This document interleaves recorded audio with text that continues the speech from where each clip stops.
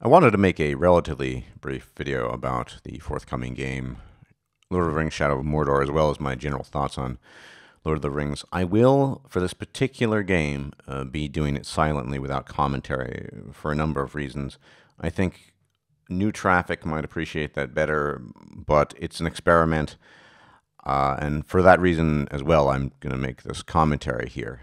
For other LPs, I don't, depending on the nature of the games, I think it's unlikely I'll be completely silent, but we'll see. So, what am I looking forward to most about Lord of the Rings? It's actually not the story. I don't think, based on what I've seen, that the story is going to be that interesting, although I might be surprised. I think it's the combat, but particularly in particular this nemesis system, the way you have this relationship to the enemies and they remember you. It looks very well done, quite enthralling and interesting. But I kind of have some issues with Tolkien-esque fantasy in general, and this may or may not differentiate me from others, but I am, above all, a child of the 80s. I spent, well, and some of the 70s, but I spent most of my formative years in the 80s. And of course, it was then that I became first acquainted in great depth with Tolkien. And of course, I enjoyed the material. I enjoyed The Lord of the Rings, The Hobbit, and I just thought it was fantastic. And needless to say, I've been a diehard fan of fantasy ever since. But as one gets older, as one matures and becomes familiar with genres within genres, one also begins to appreciate different aspects of things. And the reason why I'm not a diehard fan of Tolkien, and why I probably will not bristle at changes in lore in the forthcoming game, as many have complained about already before the game's even been released, is the simple reason that Tolkien is far too black and white for me, to put it very simply. He embodies what I call, in his work, what I've referred to in the past as this Manichaean dichotomy of good and evil, the polarizing of light and darkness. And of course, this is a staple of fantasy literature and fantasy lore, good, bad, and we can assume quite readily this is, of course, born from the human psyche and human nature. We have a tendency, be it in the realm of politics and elsewhere, even in the pocket universes of fantasy, to polarize one end and the other end, and creating this dichotomized, this Manichaean dichotomy of good and evil. And it works reasonably well in Lord of the Rings. But I myself am not the greatest fan of that genre, even though it can certainly be compelling. You can have an old genre or a repetitive genre still be compelling by dint of its emotional pull, and just how well the characters are written, how well the story is told, in spite of it being relatively linear and fitting a classic and, in my opinion, somewhat hackneyed form of fantasy drama, such as the good versus the evil. But in the years ensuing, I became familiar with other versions of fantasy, and the books are just too numerous to list, of a different sort. You have the anti-heroic fantasy genre. You have a genre of fantasy that is not so much encapsulated in the anti-hero or the hero or the defeat of good and evil, but rather factions and difference and flawed protagonists, flawed participants in that particular drama, in that particular world, in that particular pocket universe.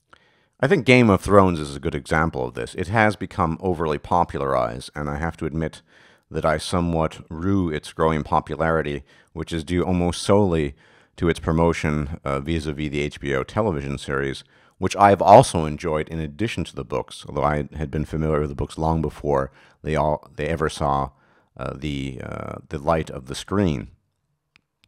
But here you have a kind of fantasy, and certainly there are fantastical elements, though it's certainly low magic, and that's another distinction. You have fantasy worlds of high magic, high magical content, and then low magic.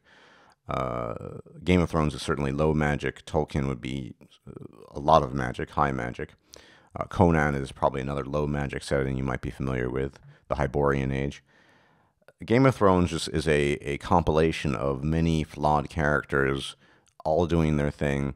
And of course, we as individuals may or may not take a liking to one or another, but at the same time, it's hard to say that's a bad guy. Although the Mountain, Gregor Clegane, might fall into that category. And I find this reasonably lacking in the Tolkien-esque fantasy genre.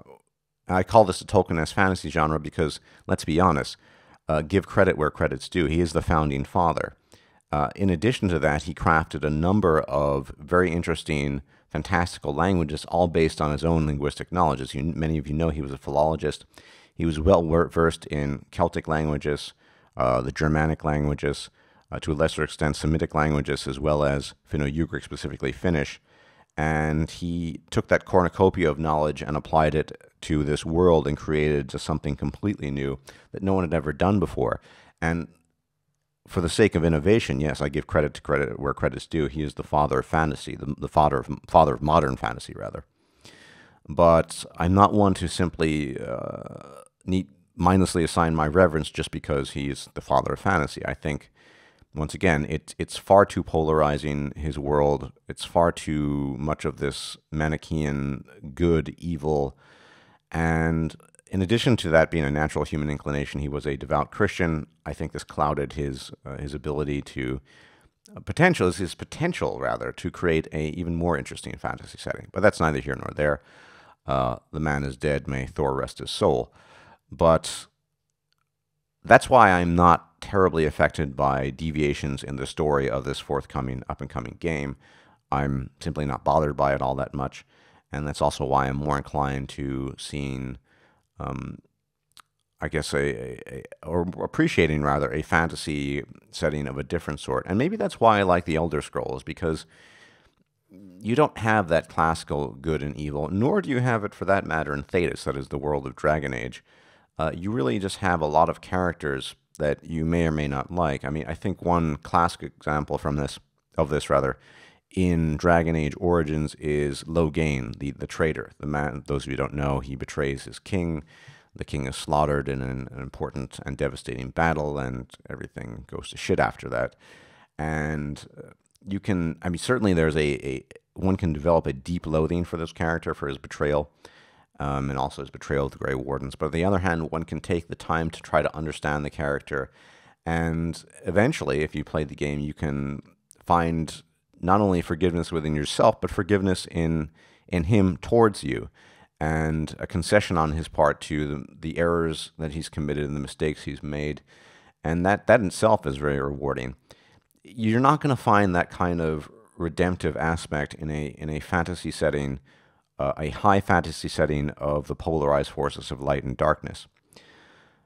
So that's my take on Lord of the Rings. I won't be offering commentary in the LP. It's not really an LP because I'm not offering commentary in the game.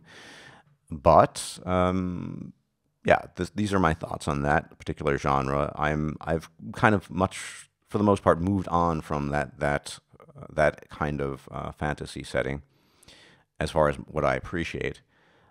And I think modernity has shown that human beings can come up with better types, better kinds of fantasy, and better kinds of fantastical settings.